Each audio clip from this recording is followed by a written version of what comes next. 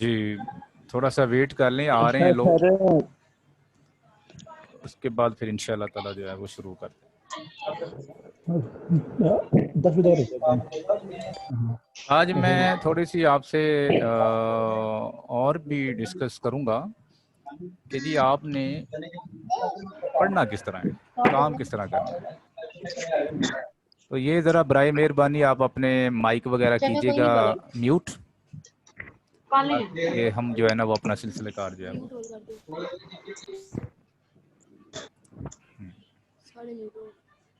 Okay.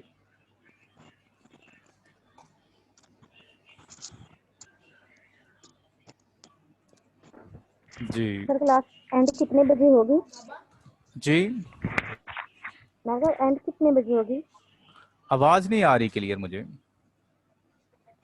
Sir class का पूछना था कि टाइम क्या है? क्लास का टॉपिक नहीं, एंड कितने बजे होगी? मतलब 9:30 पे स्टार्ट है ना, तो एंड। बस स्टार्ट होने लगी है जी, 2-3 मिनट तक स्टूडेंट्स आ रहे हैं, फिर हम शुरू कर रहे हैं। तो कह रही हैं एंड कब होगा, क्लास एंड का एंड कब होगा? जी एंड मेरा ख्याल है 2 घंटे कम से कम हमें लगेंगे, आज काम बहुत ज़्यादा करवाना है आपको ठीक है, थैंक इंशाल्लाह ताला। आपने वो कापी पेन भी पकड़ लें, कुछ मैंने नोट्स भी आप लोगों के लिए तैयार किए हैं सारा दिन लगा के। तो इंशाल्लाह ताला उम्मीद है कि आपको काफ़ी ज़्यादा फ़ायदा होगा आज इंशाल्लाह ताला। इंशाल्लाह। यू इंशाल्लाह।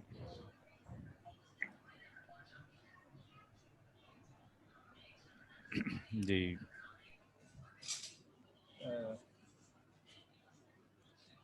आज हम दो टॉपिक में आपसे डिस्कस करना चाहूँगा। एक तो मैं ये डिस्कस करूँगा आपसे ये जो अप्लाइड मैथ की प्रॉब्लम्स हैं, जिसमें बच्चे बहुत ज़्यादा परेशान हुए बैठे हैं कि अप्लाइड मैथ का एरिया, जो प्योर मैथ वाले बच्चे हैं उनका बड़ा वीक होता है, जो प्योर मैथ वाले हैं उनका अप्लाइड मैथ का एरिया बहुत ज़्यादा वीक होता है। ये आप सबके इल्म में है। तो आज हम इंशाल्लाह ताला कोशिश करेंगे कि दोनों चीज़ें मैं आपको पढ़ाऊँ, अप्लाइड भी और प्योर भी। तो अब आप डिसाइड कर लें, एक तरफ मैंने आज करनी है calculus start, very basic calculus, जिसमें एफएससी का एक पेज है, सिर्फ एक पेज मैंने आपको पढ़ाना है। उसके बाद फिर हम चले गए बीएससी के ऊपर, उसकी मैंने को 30-35 पेज आप लोगों के लिए लिखे हैं, वो अभी क्लास के फ़ौरन बाद जो है वो मैं आपको भेज देता हूँ।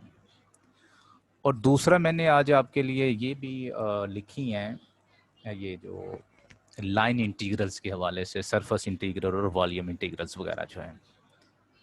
तो जिस तरह आप मुनासिब समझते हैं, अगर आप कहते हैं जी पहले कैलकुलस को थोड़ा एंजॉय करना है तो कैलकुलस कर लेते हैं, अगर आप कहते हैं नहीं जी पहले हमें वो थोड़ा अप्लाइड पढ़ाएं तो हम अप्लाइड को भी पढ़ा जा सकता है, कोई ऐसा मसला नहीं है। तो आप मुझे थोड़ा सा सर जी बताएं। अप्लाइड थोड़ा जी सर जी अप्लाइड पे थोड़ा ज़्यादा ज़ोर दें कि अप्लाइड थोड़ा बहुत कमज़ोर है ना, प्योर मैथमेटिक्स तो हो सकता है, अप्लाइड का थोड़ा मसला रहता है। चलिए अप्लाइड शुरू कर लेते हैं, पहले हम अप्लाइड पढ़ लेते हैं, कोई मसला ही नहीं है। बस 2 मिनट और हैं जी, पूरे 9:30 पे हम शुरू कर लेंगे, क्योंकि बच्चे आ रहे हैं, मैसेजेस भी आ रहे हैं। ठीक ठीक तो बस थोड़ा ठीक, सा प्लीज़ मेहरबानी वेट सर सर। कर। पेपर के अस्सलाम वालेकुम सर। जी वालेकुम सलाम वरहमतुल्लाह वबरकातुहू। सर सर काइंडली जो लेक्चर आने ये रिकॉर्ड कीजिएगा, रिकॉर्ड पे लगा दीजिएगा ताकि बाद में भी रिकॉर्डिंग हो बेनिफिट रही उठा है, लें। जी थैंक रिकॉर्डिंग यू हो सर, रही है। बहुत बहुत शुक्रिया sir, thank you. Sir calculus का भी काफी पोर्शन आता है पेपर में।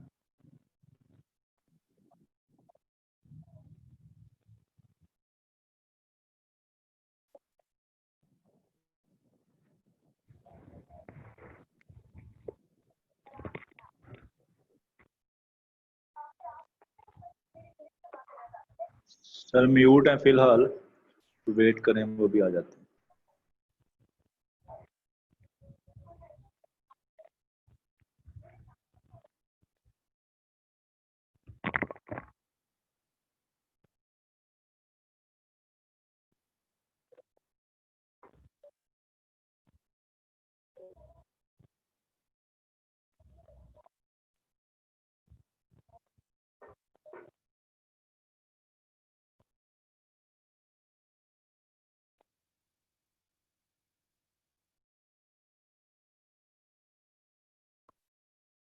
जी मैंने पढ़ ली है सारी चैट वगैरह आप लोगों की।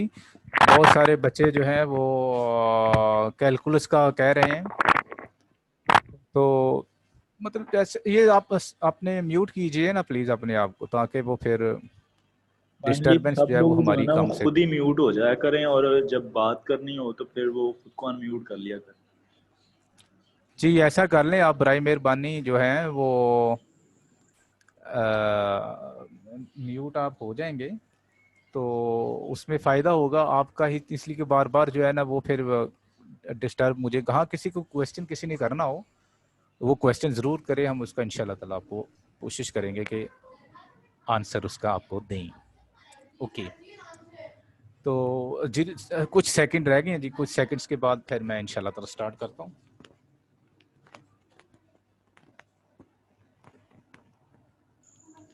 जी अभी भी स्टूडेंट्स आ रहे हैं, तो लेकिन अब हम ज़ाहरी बात है तलहा यहाँ पे चैट लगा दो मोबाइल पे ताकि मुझे पता चले, और ये फिर हम शुरू करते हैं। मेरा ख्याल है पहले हम अप्लाइड का करते हैं, उसके बाद जो है ना फिर ये जो मीटिंग एंड होगी थोड़ी देर के बाद दोबारा,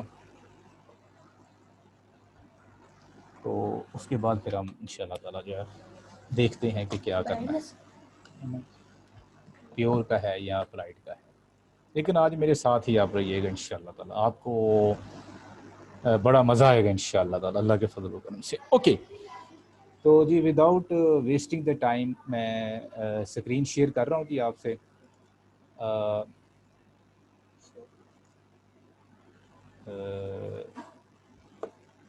ये मैंने पीडीएफ फाइल्स का फ़ोल्डर बनाया है, ये मैंने एक कैलकुलस का बनाया है।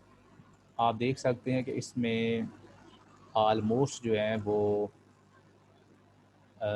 39 स्लाइड्स मैंने बनाई हैं आपके लिए। ये अभी सारी आपको आ जाती, तो वो भी आप देख सकते हैं। और दूसरी जो है वो अगर हम इसको वापस ले गए, this is the line integral, इसके भी मैंने पेज जो है वो 63 बने हैं पेजेस। ओके, तो मेरा ख्याल है let us start the applied area first. Okay, सबसे पहले मेरा एक क्वेश्चन है आपसे, this is the very basic and very first question for all of you. इसमें सिर्फ चैट लगा म्यूट कर दें। ओके, कोई मुझे बताएं कि what do you mean bye curve? कहाँ से करते हैं? ये स्क्रीन लेफ्ट राइट म्यूट कर दूं? जी कोई मुझे बताए कि what do you mean by curves? Curves किसे कहते हैं? ओपन अस्सलामुअलैकुम सर। नहीं शेड नहीं होती। जी जी अस्सलामुअलैकुम सर। जी कर्व हम उसे कहते हैं कि जी प्लीज़ बताइए। सर कर्व हम उसे कहते हैं कि जब हम किसी पॉइंट्स को आपस में ज्वाइन करते हैं तो वो कर्व बनती है। वो कर्व लाइन की शो में भी हो सकती है, उसे क्या कहते हैं पैराबोला की शक्ल में भी हो सकती है, एलिप्स की शक्ल में भी हो सकती है, क्योंकि वहाँ पे भी हम पॉइंट को ज्वाइन करते हैं। तो ये इसकी सिंपल और कंसेप्ट है इसका। अच्छा, दोबारा ज़रा मुझे थोड़ा सा आप बताएं। सर मैं कहना चाह रहा हूँ कि हमारे Set locus of point in a plane. ये वाला अस्सलामुअलैकुम सर। जी वालेकुम सलाम व रहमतुल्लाह बरकातहू। जी सर मैं जी बताइए प्लीज़। अगर हमारे पास लोकस ऑफ पॉइंट्स हो तो जी जो लोकस ऑफ पॉइंट्स है उसके जो पॉइंट्स को जब हम किसी फिक्स पॉइंट से हम कंबाइन कर देते हैं तो वो एक शेप जो है हमारे पास वो कर्व की फॉर्म में आती है। अच्छा, आप तो सब बातें जी कुछ सारी बातें आपकी ठीक ही हैं ये, लेकिन प्लीज़ आप ज़रा म्यूट करें ना अपने आप को। ये देखें इमरान स्टार हैं, रिजवान सिकंदर, आप म्यूट कीजिएगा ना, तो फिर मैं आपको बात बताने में सही तरह ज़रा मुझे समझ आ जाएगी आपसे बात करते वक्त। ओके, तो मैं आपको पहले बताता हूँ कि what do you mean by curves in R n. ये आर एन क्या है, जिस तरह आप ये लिखते हैं R1, ये आपकी 1 डायमेंशन है, ये आपकी 2 डायमेंशन है जिसको आप एक्स वाई प्लेन करते हैं। इसी तरह अगर R3 करेंगे तो दिस इज़ R³ हो जाएगा। तो इसी तरह जो है ना वो आप आगे चलती जाती बात R3 R4, और ये बात आगे चल के ना, चूँकि मैक्सिमम हम यहाँ पे 3 डायमेंशन तक चलते हैं मैथमेटिक्स में, जो हम थोड़ा बहुत जिसको विजुलाइज कर सकते हैं। लेकिन प्रॉब्लम ये होती है कि अगर हमारी जो डायमेंशन है वो बहुत बढ़ जाए तो फिर हम इसको किस तरह करें। तो पहली मेरी क्वेश्चन ये है आपसे, देखिए अब आपने गौर से समझनी है कि ये मैं समझाने क्या लगा हूँ बात आपको। ये अक्सर इंटरव्यू में और पूछते हैं जी आप कर्व किसको कहते हैं, तो लोग, एक बच्चे ने किसी जगह बात की जी any part of circle is called the curve. ये तो कोई डेफिनेशन न, ये सर्कल का कोई पार्ट है तो वो उसे कर्व कहते हैं, ये कोई बात नहीं। तो देखिए पहली बात ये है कि आपके पास कोई एक इंटरवल होना चाहिए,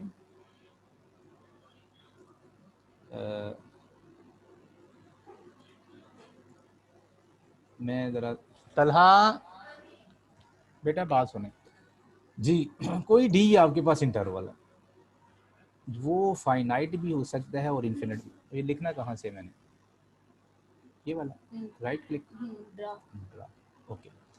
ये हमारे पास कोई डी जो है वो एक इंटरवल है, ये फाइनाइट भी हो सकता है और इन्फिनिट भी हो सकता है। आपको नज़र आ रहा है कि ये मैंने एक लाइन बनाई है, दिस इज़ अगर मैं ऐसे आपको दिखा सकूं, लुक एट दिस पिक्चर, ये एक लाइन है, ये एक इंटरवल है जो कि -इन्फिनिटी से लेके इन्फिनिटी तक जा रहा है। तो अब ये देखिए कि यहाँ पे एक मैंने उसका कोई सबसेट लिया है, this is called the D. अब ये देखें ना बच्चे आने शुरू हो गए, तलहा ये कैसे वापस जाना है, कंट्रोल F1, कंट्रोल 1, ये इनको आ जाना चाहिए था ना पहले बच्चों को। ओके, दोबारा मैं चलता हूँ, ये वाला, ओके सॉरी जी। ओके, ये देखिए कि डी इंटरवल है, कोई सा भी हो सकता है। ये मैंने इस वक्त एक -इन्फिनिटी से लेके इन्फिनिटी तक है, इसका मैंने ये एक ना इंटरवल लिया डी। ये fine on the real line R, ये आर है, a continuous function from D to R is a curve in R n. एक कंटिन्यूस फंक्शन होगा डी टू आर, ये डी से लेके आर तक एक कंटिन्यूस फंक्शन है कि आप कोई भी पॉइंट यहाँ पे लेते हैं ना, मैं यहाँ से अगर ऐसे समझाना चाहूँ कि ये मेरा डी है, वैसे तो ये सारा ही -इन्फिनिटी से इन्फिनिटी तक जा रहा है, आप इस पे कोई भी पॉइंट लेते हैं ना तो इसके कॉरिस्पॉन्ड एक वैल्यू आपको यहाँ पे मिलती है। अगर मैं यहाँ पे एक पॉइंट लेता हूँ तो यहाँ पे चूंकि फंक्शन है ना, तो फंक्शन की तो आपको डेफिनेशन का पता ही है कि y = f(x). जब आपने फंक्शन कह दिया है ना तो फिर इसकी पॉसिबिलिटी सारी ख़त्म हो गई है कि इसने जाके इधर को जाना है या इसने इधर जाना है। इसी तरह अगर यहाँ पे मैं कोई भी पॉइंट लेता हूँ डोमेन में से, तो वो यहाँ पे जाके मीट करेगा। इसका मतलब ये हुआ कि, सॉरी मैं इसलिए कह रहा हूँ कि बच्चे बेचारे आ ही जा रहे हैं। अब देखे ना, इसीलिए सर मैंने कहा इसकी था, वजह जिसका जो नेट स्मूथ है ना उसको आप होस्ट बना दें। कोई ऐसा बंदा जिसका नेट बिल्कुल ओके है मैंने तो तो उसको वो आप, पहले कहा था इनको, सलमान को, लेकिन वो कह रहे थे पता नहीं हमारा कुछ लाइट का मसला है, इसीलिए सलमान सर बिजी है इसलिए मैंने आपको मैसेज किया था। तो मैं इसलिए नहीं कह रहा कि कोई किसी का नेट स्मूथ है तो वो बता दे, उसको आप होस्ट बना दें। ओके चलिए, ये कोई फंक्शन है,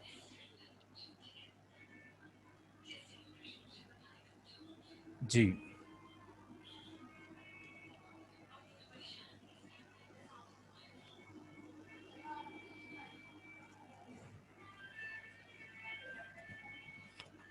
जी ये देखिए ना, वही मैं बात जो आपसे कर रहा था कि चलें बस ठीक है, फिर अब क्या करें। वो ये देखिए, ये थी एक हमारा, ये चूंकि फंक्शन है, यहाँ पे कोई वैल्यू रखेंगे तो इधर यहाँ पे कोई आंसर आ जाएगा। इसी तरह जो जो भी वैल्यू आप रखते जा रहे हैं ना, तो डेफिनेटली उसकी अगेंस्ट आपको कोई ना पाथ मिलना शुरू हो गया। तो वो जो पाथ है ना, वो जो ट्रेस करता है ना function, this is called the curve. तो ये डेफिनेशन आपने याद रखनी है। ये असल में इसकी फंक्शन है डी से आर थे, और डी जो है वो कोई भी इंटरवल है, ठीक है, वो फाइनाइट भी हो सकता है और इन्फिनिट भी हो सकता है।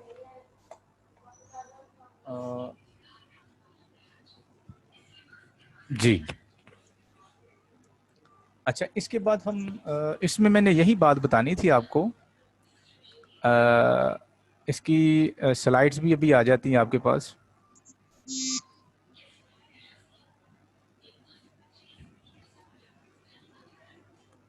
तलहा, तो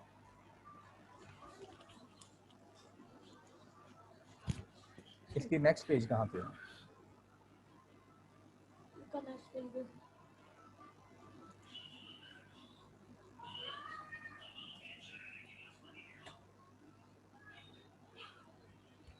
कहाँ से होगा रोटेट वगैरह? इसको तो बंद कर दो। इसको कंट्रोल ऑल्ट दबाओ।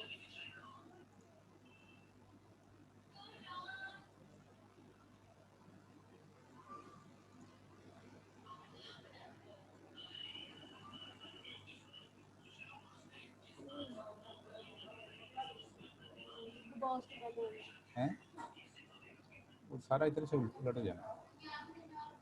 इधर से नहीं होगा बटन को। ये हम ज़रा देख रहे हैं जी, ये तो पिक्चर ही उलट हो गई है। तो कोई गाइड करे अगर आप में से समझते हैं। Okay thank you. लेकिन प्रॉब्लम ये है कि इसका नेक्स्ट पेज कहाँ से आएगा, उसको तो फिर हम सर इसको आप यानी कि पेंटिंग में ओपन कर लें तो वो ये रोटेट हो जाएगा, यहाँ पे नहीं होगा। अच्छा सर पेंट ये आ गया है पेज, लेकिन इसको रोटेट करना पड़ेगा अब।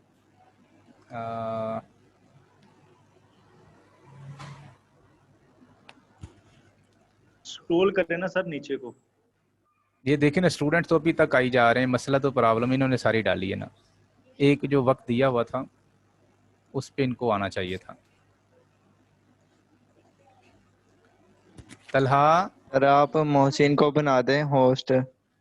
मोहसिन कहाँ पे है? जी सर मैं मोहसिन फिर आपने मेरा साथ सर ये वाईफाई का बहुत मसला आ रहा है, बारिश की वजह से सब कुछ अच्छा खराब हो चलें, गया है। लाइट भी अभी मोहसिन आई है उसके बाद। ये मोहसिन आपको मैं होस्ट बना रहा हूँ। ठीक होगा। ये ले आप होस्ट हैं। तलहा यार उसे की है तेरा मन दस दे। नेक्स्ट पेज देखो कहाँ से आता है। इसको रोटेट कैसे होगा?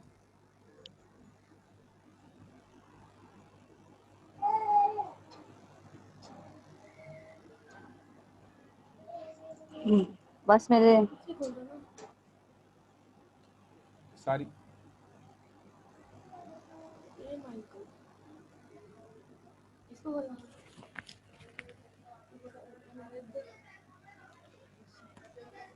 बाजी we are really sorry for inconvenience. अभी वो सेकंड स्लाइड जो है ना, वो पता नहीं क्या हो रहा है यहाँ पे। ये सीधी कैसी होगी, कोई गाइड करे। ये तो पीछे करती है यार, पिछला पेज आ जाता, अगला पेज आ जाता है। सर इसको आप पेंटिंग में ओपन कर लें, ड्रा में यानी कि पिक पे राइट क्लिक करेंगे तो वहाँ पे ऑप्शन आएगा। ये आगे राइट क्लिक किया मैंने, इसको रोटेट क्लॉकवाइज दोबारा करें, ओके फिर करें। ओके जी, थैंक यू जी, जज़ाकुमुल्लाह खैर। ओके मोहसिन, अब आप जो आता जाता आप जरा प्लीज इसको देखिएगा, मैं इनको जरा ठीक है वो हो ओके जाएगा। अच्छा जी, what is the line integral? इधर से pen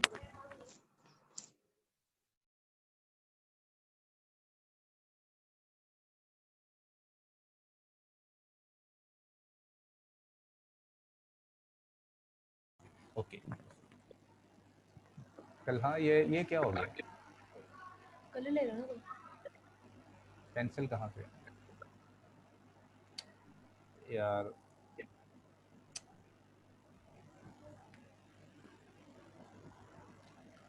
what is the line integral? कुछ मुझे बताया जी लाइन इंटीग्रल के बारे में, क्या आप समझते हैं? What is the line integral? जी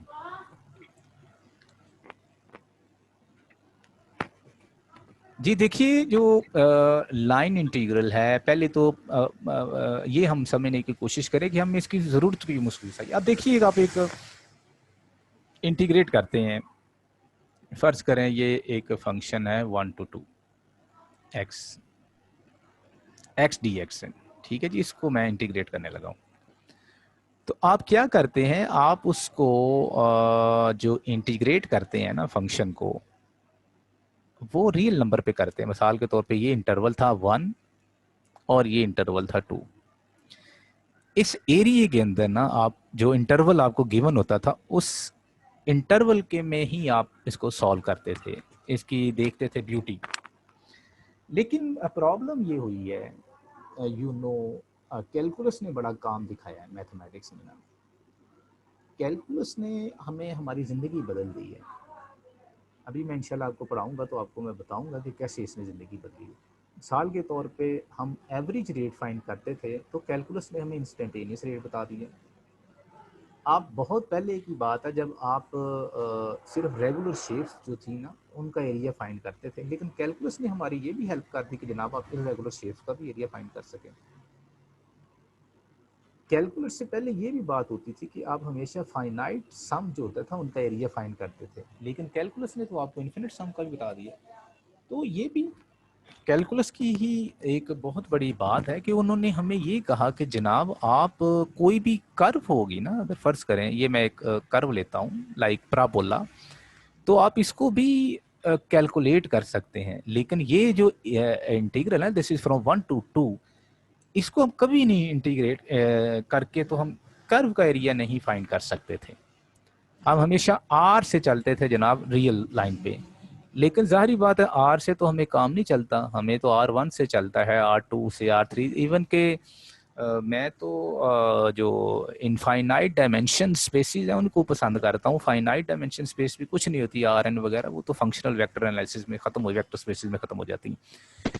तो हमें ये करना पड़ता है कि जनाब हमें थोड़ा सा R1 से हट के बात करनी पड़ती है। जिस तरह आप देखिए, मैं आपको ये बताऊं कि आप अगर लिखते हैं ना आर रियल नंबर्स, तो उसमें उसकी डेफिनेशन यही है, this is equal to from minus infinity to positive infinity, this is real numbers. आपको रियल एनालिसिस में जो भी आपने पढ़ा अभी तक, उसमें आपको अभी तक उन्होंने इजाज़त नहीं दी। किस चीज़ की इजाज़त नहीं दी? इस चीज़ की इजाज़त नहीं दी कि आप इन्फिनिटी को इंक्लूड कर सकें। जब आपने फंक्शन एनालिसिस पढ़ा है तो फिर आपको इजाज़त मिली है जी आप उसमें इन्फिनिटी भी डाल दें। ओके, तो इसी तरह आस्ता आस्ता जो है ना बात बढ़ती गई है, प्रॉब्लम्स आती गई है। क्या जनाब सारी ज़िंदगी हम आर पे रियल लाइन पे ही एरिया फाइंड करेंगे? मोहसिन, इसकी रिकॉर्डिंग हो रही है, ज़रा देख लें आप प्लीज़। तो हमें फिर जी सर, हो रही है रिकॉर्डिंग। ओके जी, तो फिर हमें प्रॉब्लम ये पेश आई कि जनाब क्या आर से आगे भी कोई चीज़ है? फिर हम चले गए 2 डायमेंशन में। फिर प्रॉब्लम ये हुई कि जनाब यहाँ पे 3 डायमेंशन भी है। फिर बहुत बड़ा स्यापा पड़ गया हमारी ज़िंदगी में कि जनाब हमारे पास Rn आ गई, जो Rn ही संभाली नहीं जाती। लेकिन Rn भी फाइनाइट डायमेंशनल स्पेसिस है, वेक्टर स्पेसिस में। तो फिर इससे आगे भी जहान बहुत सारे हैं। तो चलिए इंट्यूटिवली रफली मैं आपको बताता हूँ कि why we need the line integral. ये भी क्वेश्चन कहते हैं जी आपको क्या ज़रूरत पड़ी जी जब इंटीग्रल ये डेफिनेट था या इनडेफिनेट था? तो जनाब हमें ज़रूरत पड़ी है कि इन डेफिनेट इंटीग्रल सिर्फ और सिर्फ हम एरिया जो फाइंड करते रहे हैं वो ऑन द रियल लाइन पे था। लेकिन अगर अलोंग द कर्व, वो किसी भी शेप की कर्व हो, वो parabola, एलिप्स, हाइपरबोला, सर्कल, कुछ भी हो सकती है, ओपन भी हो सकती है, क्लोज भी होती है, वो बात की बात है।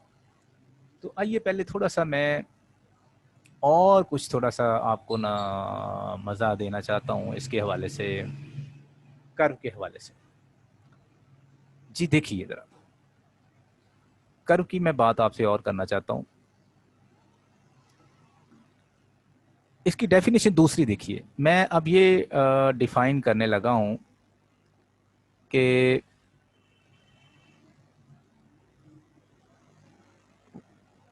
ये vector equation of the line क्या होती है।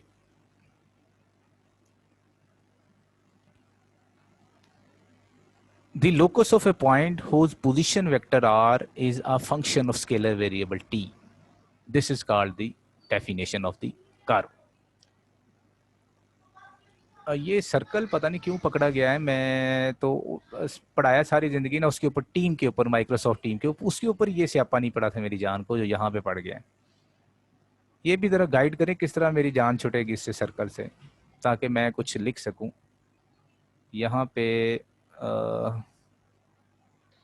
सर ये स्क्रीन पे आपको शो हो रही है सर्कल, एरो और क्रॉस का निशान, यहाँ से यानी कि लाइन जो है उसको क्लिक करें। इसके साथ सर ये वाला जी? नहीं सर, नीचे नीचे नीचे नीचे तो ये साइन लिखो, साइन यहाँ पर जी, इसको क्लिक करूं?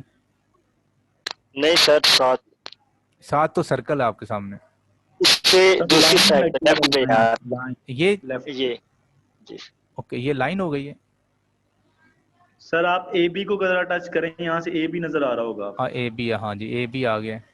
ये तो टेक्स्ट के लिए क्रॉस ही करते हैं फिर। बस यार वक्त ही जाया हो रहा है, टाइम भी वो कह रहा खत्म हो रहा है। ओके, द लोकस, सर्कल को पकड़ लें सर जी, फिर इजी हुई है। ओके, सर्कल भी ना, वो असल में मैं पेंट पे पढ़ाता हूँ अगली क्लास में ना। सर्कल पे क्लिक करना पड़ेगा, सर्कल पे क्लिक करना पड़ेगा आपको। ये मैंने कर दिया सर। इधर नहीं, लेफ्ट पे जो सर्कल है ये नहीं, राइट साइड पे जो कॉलम है ना जहाँ पे नेक्स्ट टू क्लोज लिखा हुआ है, उसके लास्ट सेकंड लास्ट जो है वो पॉइंट देखें। ये वाला जी? सेकंड लास्ट नीचे, दिस वन? नीचे जी नहीं, ये तो कुछ और आ गया। चले कोई बात नहीं, अगली क्लास में हम इंशाल्लाह ताला इसको ना वो पेंट पे पढ़ाते हैं जिस तरह मैं आपको पढ़ाता था। ये ऐसे ही उसने बेटे ने पीडीएफ पे कर दी convert. Okay, the locus of a point whose position vector r is a function of scalar variable t is called the curve. अब आप कहेंगे ये तो हमें कुछ भी समझ नहीं आई, तो समझ अभी आ जाती है। आप देखिए ज़रा, मैं आपको समझाता हूँ कि क्या चीज़ है, बल्कि इससे भी आगे ये चले। ये आपको एक सर्कल नज़र आ रहा है, आपको पता है कि हमारी ज़िंदगी में मैथमेटिक्स ने बड़ी ज़्यादा आसानी पैदा कर दी है with the help of the parametric equations. कैसे सहूलत पैदा की है मैं आपको ना यहाँ पे बताता हूँ। हाँ ये देखें, ये इस तरह मुझे सही समझ आ गया। देखिए ज़रा, मेरे पास एलिप्स है, this is you know x square over a square, a square is equal to plus y square over b square, this is equal to 1। अब देखिए, मैं ये चाहता हूँ कि ये जो मेरी एलिप्स है, मैं ये चाह रहा हूँ जनाब इसकी टेंजेंट लाइन मैं निकालूं। सपोज करें ये वाली, ये पॉइंट ले लिया। अब आप को ये भी पता है इसके ऊपर पॉइंट क्या होता है। इस एलिप्स के ऊपर पॉइंट होता है a cos थीटा, ये सारे याद करने हैं आपने, and then b sin theta. This is called the parametric point. अब देखिए, एक बंदा इसको डिफरेंशिएट करता है, मैं आपको बताता हूँ। देखिए वो करता है b square x square plus a square y square, this is equal to a square b square. अब मैं इसको डिफरेंशिएट करने लगा हूँ, ये बनेगा मेरे पास 2b square x plus 2a square y dy by dx and then 0। यहाँ से मैं लिखूंगा this is dy by dx is equal to minus b square over a square x over y। ये अभी कुछ भी नहीं हुआ, अभी मैं तो स्लोप में इंटरेस्टेड हूँ ना। तो स्लोप किस तरह निकालते हैं, you know slope of the tangent line, this is equal to dy by dx at the particular point जो भी उसने दिया हुआ है। अब मैं वही पॉइंट इसमें पुट करने लगा हूँ। This is minus b square over a square, x है मेरे पास ए कॉस थीटा और y है b साइन थीटा। अब मैं फिर इसको कैंसिल करता हूँ, तो ये चूँकि सारा कुछ मुझे ज़बानी याद है, इसका आपको भी पता ही होगा, लिप्स बड़ी standard, b cos theta over a sine theta इसका स्लोप आया। ये अच्छी बात नहीं है जो हमने काम किया है, इस तरह नहीं निकालना, ठीक है। मैं एक कोटेशन पढ़ रहा था उसकी, गैल्वा की, वो कहता है कि lazy mathematician is a good mathematician. जो लेजी होता है, लेजी का मतलब ये नहीं कि वो लिखता ही नहीं, लेजी का मतलब ये होता है कि सॉल्यूशन में जो लेजी है। अब देखिए हम इसका एक और चक्कर चलाने लगे हैं। मैं इसकी ना ये पैरामीट्रिक इक्वेशन जो है ना, अब मैं इसको यूज करके ना, तो मैं इसको देखिए 2 मिनट में इसका स्लोप निकालता हूँ। देखिए कैसे, as we know that the parametric equation of the ellipse is x is equal to a cos theta और y जो है वो y is d sin theta.